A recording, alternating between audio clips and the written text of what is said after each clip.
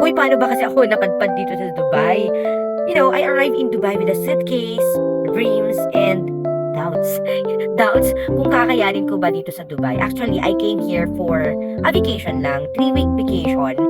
Dahil stressful na sa work sa Pilipinas, hindi ko naman inaasahan na magtatagal ako dito sa Dubai at i-enjoy ko yung lifestyle dito. Wow, lifestyle, yes. When I first came to Dubai, everything felt new. I didn't know many people kasi ang daming lahi dito, ang daming iba't ibang klase ng tao na na-encounter mo everyday. Yes, I miss home, syempre, especially my family. There was a time na umiiyak ako kasi namimiss ko yung nanay ko, ganyan, naluluha na lang ako bigla, pero nasanay na.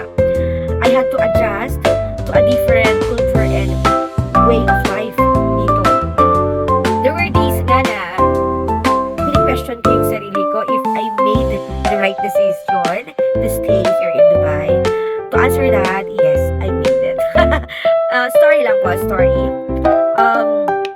Yeah, I came to Dubai for a 3-week vacation, sabi ko nga sa'yo. Pero, ang nangyari, 10 years na ako. Yes, thank you, Dubai. Yes, sir. Bago ma-end ang aking visa or bago ma-end ang aking 3-week trip, may tumawag sa akin na isang company. Pero kailangan ko nang mag-exit. Kulang na yung araw ko. So, kailangan ko na din mag-resign sa Pilipinas, informing them na hindi na ako uuwi. Yes, sir. Yes, ma'am. Ganun yung nangyari dito. Lucky me, ha? Kasi, hindi ganun kahirap ang maghanap ng trabaho dati. Kasi nakita ko lang yung una kong trabaho sa isang coffee shop, sa isang classified ads ng isang newspaper, local newspaper dito. Marites kasi ako, mahilig ako magbasa ng mga news, ng mga artista, mga ganon. Tapos nakita ko dun sa may likod, hiring customer service, send your CV sa number na to, ganon. Eh meron na akong UAE number. Take note guys, if you want to visit UAE, always buy UAE SIM para yun ang gamitin mong pang message, okay? Means of communication nila is what's up, baby? Yes po. So, doon, sinend ko yung CV ko via WhatsApp and in 3 hours, yan, may tumawag na sa akin inviting for an interview the next day, kinabukasan. So, nag-prepare ang auntie mo. Parang 5 days na lang yata or mga 1 week na lang, pauwi na ako ng Pilipinas. I just tried kasi my friend convinced me na why don't you try applying kasi sayang naman yung pagkakataon nandito ka na.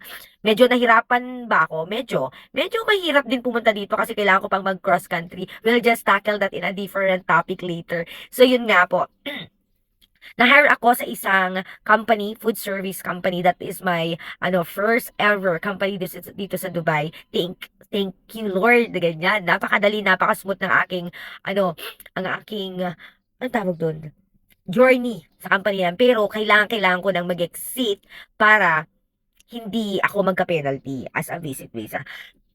So, ang ginawa ko, nag-B2B ako, yun lang yung paraan dati, bus to Oman. Ganon, maximum 5 days ka magstay or minimum 2 days. Depende kung gaano kabilis mag-process ng visa ang inyong apply trabaho. So, sabi sa akin, you're hired, but you have to exit. So, ako naman, kailangan kong sundin. Mag-exit ako kung talagang willing talaga akong bumalik pa ng Dubai para magtrabaho. Kasi kung uwi pa ako ng Pilipinas, may work naman po tayo, pero hindi ko na pinalampas yung pagkakataon magkaroon ako ng trabaho sa Dubai. Nandito na ako. So, yun nga po, pagbalik ko dito, nagka-work na ako. Pero ang challenge dyan, meron pa akong pinirmahang job offer na ibang company bago ako mag-exit. So, dalawang offer ang na-receive ko bago ako mag-exit to Oman para makabalik ng Dubai as a visit visa ulit. So, pagdating ko, tinawagan na ako ng first company na nag-hire sa akin na mag-start na ako mag-submit ng aking mga requirements. Bad thing guys, bago ako umalis at mag-exit, nag-submit na ako ng mga requirements ko dun sa second company na nag-hire sa akin din. May job offer na din ako doon. So, sabi niya, mag-exit ka muna, pagbalik mo, kontrata na, labor, everything, ipaprocess na namin. E pagdating ko, ang tagal ng unang company i-process yung mga requirements ko. So, parang nagdadalawang isip ako. Sabi ng friend ko, may the best company win. Sabi niya. So, first come, first serve ko. Sino yung unang bibigay sa'yo ng visa, doon ka na.